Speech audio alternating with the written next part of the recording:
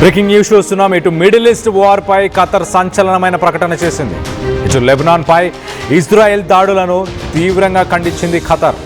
ఇటు ఇజ్రాయెల్ అంతర్జాతీయ చట్టాలను ఉల్లంఘిస్తుంది, అలాగే లెబనాన్ పై ఇజ్రాయెల్ చేస్తున్న దాడులను ఆపాలి అంటూ స్టేట్మెంట్ ఇచ్చింది. లేకపోతే తీవ్ర పరిణామాలు ఎదుర్కోవాల్సి వస్తుంది, ఖచ్చితంగా ఉంటాయి అంటూ ఇటు ఖతర్ హెచ్చరికలు జారీ చేసింది.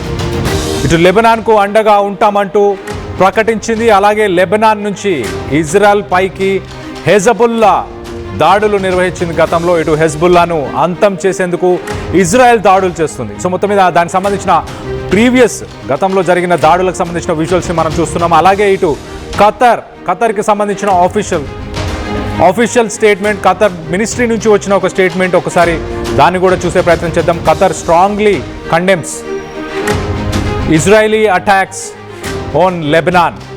సో లెబనాన్కి సంబంధించి ఒకసారి మనం చూస్తే కనుక ఇటు ఇజ్రాయెల్ 10% లెబనాన్ భూభాగాన్ని ఖాళీ చేయాలంటూ 8 లక్షల మందికి అక్కడ ఇటు ఇజ్రాయెల్ అయితే హెచ్చరికలు జారీ చేసింది. గతంలో ఇటు లెబనాన్కి సంబంధించిన బైరూత్ అనే ఒక నగరాన్ని ఇజ్రాయెల్ అటాక్స్లో ఎలా కూల్చేసిందో ఆ విజువల్స్ మనం రైట్ సైడ్ బాక్స్లో చూస్తున్నాం. ఈ బైరూట్ అనే ఈ నగరాన్ని పేల్చేసింది. అలాగే దాదాపు 8 లక్షల మందిని లెబనాన్లో 10వ వంతు భూభాగాన్ని ఖాళీ చేయాలంటూ చెప్పుకొచ్చింది. సో ఈ లెబనాన్కి ఇరాన్కి ఉన్న రిలేషన్ ఏంటి? ఇప్పుడు ఖతర్ తన స్టేట్మెంట్ని ఒక్కసారి ఎలా మార్చింది? గతంలో సైలెంట్గా మాట్లాడిన ఖతర్, సైలెంట్గా మీడియేషన్స్ చేసిన ఖతర్ ఇప్పుడు పబ్లిక్గానే స్టేట్మెంట్ ఇస్తుంది. లెబనాన్ని టచ్ చేస్తే బాగుండదంటూ ఇజ్రాయెల్కి సంబంధించిన మిసైల్ స్ట్రైక్స్ని ఆపేయాలంటూ ఒక స్టేట్మెంట్ ఇచ్చింది.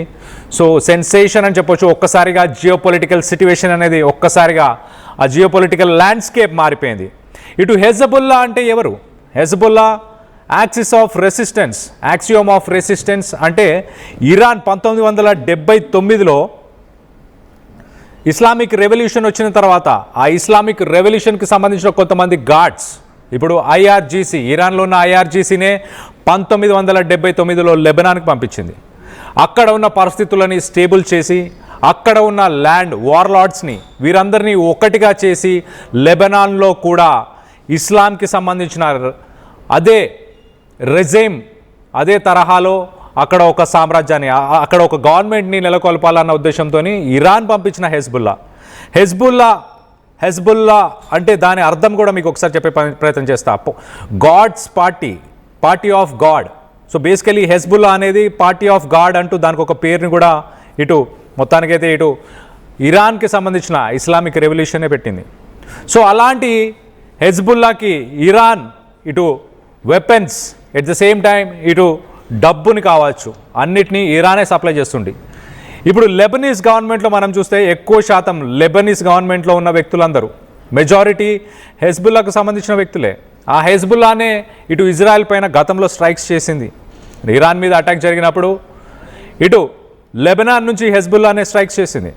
అలాంటి హెజ్బుల్లాని టార్గెట్ చేస్తూ ఇప్పుడు ఇజ్రాయెల్ చేస్తున్న స్ట్రైక్స్ని ఖతర్ ఖండిస్తుంది చాలా క్లియర్గా. హ్యుమానిటేరియన్ క్యాటాస్ట్రోఫ్ అంటూ చెప్పుకొస్తుంది. దాదాపు 8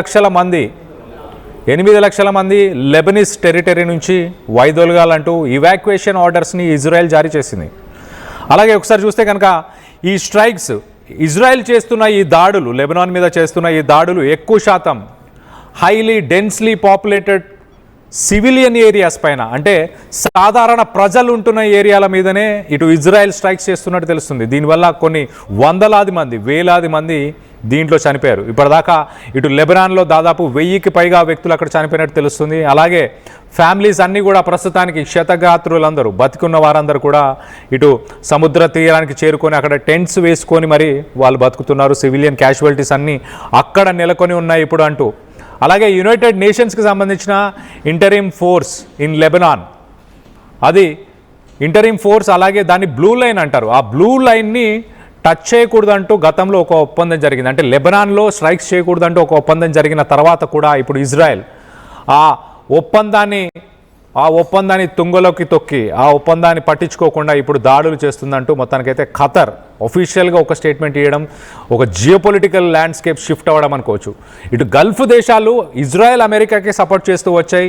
గల్ఫ్ దేశాలకు సంబంధించిన ఎయిర్ బేసెస్ని కావచ్చు, అలాగే అక్కడ ఉన్న పోర్ట్స్ని కానీ అమెరికా ఇజ్రాయెల్ వాడుకోవడానికి పర్మిషన్స్ ఇచ్చారు. కానీ ఇప్పుడు ఖతర్ మాత్రం ఇజ్రాయెల్ చేస్తున్న ఈ పనిని, ఇజ్రాయెల్ చేస్తున్న మారణ హోమాన్ని ఆపాలి అంటూ వార్నింగ్ ఇచ్చింది. అలాగే ఒకవేళ ఆపకపోతే దానికి రిపర్కేషన్స్ అంటే తీవ్ర పరిణామాలు కూడా ఉండబోతున్నాయి అంటూ ఇటు ఖతర్ చెప్పుకొచ్చే ప్రయత్నం చేస్తుంది. మొత్తం మీద ట్విస్ట్, బిగ్ ట్విస్ట్ అని చెప్పొచ్చు. ఇటు ఇరాన్కి ఇండైరెక్ట్గా ఇటు ఖతర్ సపోర్ట్ చేస్తుందా, అలాంటి స్టేట్మెంట్ అయినా ఇది. బికాస్ లెబనాన్లో ఉన్నది హెజ్బుల్లానే, హెజ్బుల్లాని సపోర్ట్ చేసేది ఇరాన్. హెజ్బుల్లా ఇరాన్కి సపోర్ట్ చేస్తుంది, ఇరాన్ హెజ్బుల్లాకి సపోర్ట్ చేస్తుంది. అలాంటి ఇరాన్కి సంబంధించిన ఆ లెబనీస్ గవర్నమెంట్ని, ఆ లెబనీస్ టెరిటరీని కాపాడే ప్రయత్నం ఖతర్ చేస్తుంది. సో మొత్తం మీద ఖతర్ చేసిన ఈ స్టేట్మెంట్తోని ఇజ్రాయెల్ అమెరికా వీళ్ళ పట్టు గల్ఫ్ నేషన్స్ పైన తగ్గిపోయింది అనుకోవాలా? యుద్ధంలో ఓడిపోబోతున్నారు ఇటు ఇజ్రాయెల్ కానీ అమెరికా కానీ అన్నట్టు. ఇటు స్ట్రెయిట్ ఆఫ్ హార్మోస్ని దాన్ని క్లోజ్ చేసిన తర్వాత ఇటు ట్రంప్ పైన చాలా ప్రెషర్ వచ్చింది. అసలు యుద్ధం ఎందుకు చేస్తున్నాడు ట్రంప్ అని 64% అమెరికన్లు వాళ్ళకే క్లారిటీ లేదని చెప్తున్నారు. అమెరికాలో ఇటు ట్రంప్కి క్లారిటీ లేదు అంటూ 64% అమెరికన్స్ చెప్పుకొస్తున్నారు. రానున్న కొన్ని రోజుల్లో ఇటు మిడ్ టర్మ్ ఎలక్షన్స్ ఉన్న సమయంలో మొత్తానికైతే ఇటు ట్రంప్కి సంబంధించిన అడ్వైజర్స్ కూడా ఏదో ఒక exit strategy, decent exit strategy పెట్టుకొని బయటకు వచ్చేయాలంటూ, అంటే యుద్ధం ఓడిపోయామని ఒప్పుకోకుండా ఏదో ఒక కారణం చెప్పి యుద్ధాన్ని ఆపేయడమే ఇటు అడ్వైస్ చేస్తున్నారు ట్రంప్తో ఉన్న అడ్వైజర్స్. ట్రంప్ కూడా ఈ మధ్యకాలంలో నిన్న మొన్న మనం చూస్తే కనుక స్టేట్మెంట్స్, ఇటు తనతో పాటు ఉన్న తన అడ్వైజర్స్, ఇటు విట్కాఫ్ కానీ తన అల్లుడు కానీ, వీళ్ళు మిస్గైడ్ చేశారు నన్ను, ఇజ్రాయెల్ విషయంలో ఇరాన్ విషయంలో మిస్గైడ్ చేశారు, ఇరాన్లో ఏవి టార్గెట్ చేయాలి వద్దు అన్న దానిపై ఇటు నెతన్యాహు కూడా మాట వినట్లేదు అంటూ ఇటు ట్రంప్ సెన్సేషనల్ కామెంట్స్ అని చెప్పొచ్చు. ఇప్పుడు గల్ఫ్ కంట్రీస్లో మనం ఒక్కసారి చూస్తే కనుక ఇటు ట్రంప్ ఒమాన్కి కాల్ చేసి మీడియేషన్కి సపోర్ట్ చేయమని ఒమాన్ ప్రభుత్వాన్ని కూడా కోరినట్టు తెలుస్తుంది. మరో పక్కన ఖతర్ పబ్లిక్గానే ఇటు ఓపెన్గా ఇజ్రాయెల్ని వ్యతిరేకిస్తుంది. సో ఒక రకంగా గల్ఫ్ నేషన్స్ అమెరికాని ఇజ్రాయెల్ని కాదనుకుంటున్నాయా, వద్దనుకుంటున్నాయా? ఇటు ఇరాన్ పెట్టిన కండిషన్స్, 3 కండిషన్స్ మనం మాట్లాడుకుంటే, ఇప్పటిదాకా యుద్ధంలో జరిగిన నష్టాన్ని పూడ్చాలి, దానికి సంబంధించి డబ్బులను చెల్లించాలని ఇటు ట్రంప్ని అలాగే నెతన్యాహుని అడుగుతుంది. ఎట్ ద సేమ్ టైం ఇటు ఇరాన్కి సంబంధించి ఒకసారి చూస్తే కనుక ఇటు ఇరాన్ సోవర్నిటీని అంగీకరించాలి, అంటే యురేనియం రిజర్వ్స్, యురేనియం ప్యూరిఫికేషన్ని అడ్డుకోకూడదు అంటూ ఒక కండిషన్. అలాగే ఎట్ ద సేమ్ టైం ఈ గల్ఫ్ దేశాల్లో అమెరికాకు సంబంధించిన ఆర్మీ బేసెస్, నావీ బేసెస్ ఏవైతే ఉన్నాయో వాటన్నిటిని తొలగించాలి అనేవి కండిషన్స్ ఇరాన్ నుంచి. మరి ఆ కండిషన్స్కి గల్ఫ్ దేశాలు కూడా సుముఖంగా ఉన్నాయా అంటే ఖచ్చితంగా ఉన్నాయన్నట్టు అర్థమవుతుంది. ఇటు ఖతర్ ప్రస్తుతానికి ఇజ్రాయెల్ని ఇటు పబ్లిక్గానే, అంటే చర్చలు సైలెంట్గా మీడియేషన్ చేసి మాట్లాడుకున్నది కూడా కాదు, ఒక స్టేట్మెంట్ని ఇంటర్నేషనల్ కమ్యూనిటీ అంటే ప్రపంచ దేశాలు చూస్తున్న సమయంలో ఇలాంటి ఒక స్టేట్మెంట్ ఖతర్ రిలీజ్ చేస్తుంది అంటే గల్ఫ్ దేశాలపైన అమెరికా ఇజ్రాయెల్ పట్టు కోల్పోతున్నట్టు చాలా క్లియర్గా తెలుస్తుంది. మరో పక్కన ఒకసారి మనం చూస్తే కనుక ఒక క్వైట్ మీడియేటర్ కాకుండా ఖతర్ పబ్లిక్గానే ఇటు ఇంటర్నేషనల్ కమ్యూనిటీని వాళ్ళందరినీ కూడా కంపెల్ చేస్తుంది, వాళ్ళందరినీ కూడా కోరుతుంది. ఇజ్రాయెల్ ఏదైతే ఒక సీజ్ ఫైర్కి సంబంధించిన గతంలో చేసుకున్న ఒప్పందాన్ని ఇజ్రాయెల్ ఎలా రిపీట్ చేస్తుంది అటాక్స్ని అంటూ మొత్తానికైతే ఇంటర్నేషనల్ కమ్యూనిటీని కూడా క్వశ్చన్ చేస్తున్నారు, అంటే UN కౌన్సిల్ని కూడా క్వశ్చన్ చేస్తున్నారు. ఒకసారి మనం చూస్తే ఇటు హెజ్బుల్లా ఇరాన్కి రిలేషన్స్ మనం చూస్తే 1979లో ఆయతుల్లా ఖమేనీకి సంబంధించిన రెజిమ్, ఇస్లామిక్ ప్రభుత్వం వచ్చిన తర్వాత వాళ్ళ ఎజెండాని, వాళ్ళ స్ట్రాటజీని, వాళ్ళ గవర్నమెంట్ని అలాంటి గవర్నమెంట్ పరిసర ప్రాంతాల్లో, అంటే ఇటు లెబనాన్లో కూడా అలాంటి గవర్నమెంట్ నెలకొనాలి అన్న ఉద్దేశంతో లెబనాన్లో ఇటు హెజ్బుల్లాని పెంచి పోషించింది, హెజ్బుల్లాని తయారు చేసింది ఇరానే.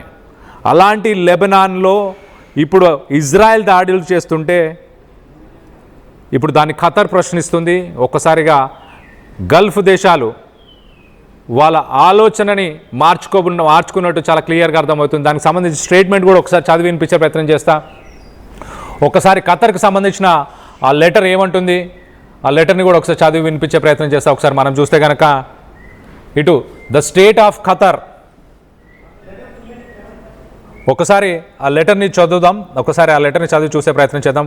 ద స్టేట్ ఆఫ్ ఖతర్ అంటూ ఒక లెటర్ని రిలీజ్ చేశారు. ఆ లెటర్ ఒకసారి చూసే ప్రయత్నం చేద్దాం. ఆ లెటర్లో చాలా క్లియర్గా we condemned Israel strikes on southern Lebanon, అలాగే దోహాకు సంబంధించిన ఆ లెటర్లో డేట్తో పాటు ఆ లెటర్ ఉంది. ఆ లెటర్లో ఒక్కసారి the state of Qatar strongly condemns the Israel attacks on southern Lebanon.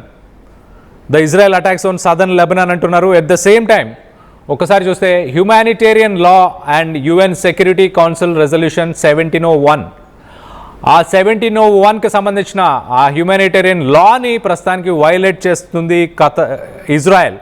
ఆ లాని ప్రస్తుతానికి ఇజ్రాయెల్ వైలేట్ చేస్తుంది అంటూ మొత్తానికైతే ఇటు ఖతర్ చెప్పుకొస్తుంది. అలాగే ఒకసారి the ministry of foreign affairs calls on the international community to fulfil its responsibilities by compelling the Israel occupation authorities to cease their repeated attacks. So మొత్తం మీద ఇటు మినిస్ట్రీ ఆఫ్ ఫారెన్ అఫైర్స్ కూడా ఒక పిలుపునిస్తుంది ఇంటర్నేషనల్ కమ్యూనిటీకి, అంటే ఇటు UN కౌన్సిల్కి కావచ్చు, United nations ఆర్గనైజేషన్కి కావచ్చు, అలాగే ఇంటర్నేషనల్ సెక్యూరిటీ కౌన్సిల్కి, వీటన్నిటికీ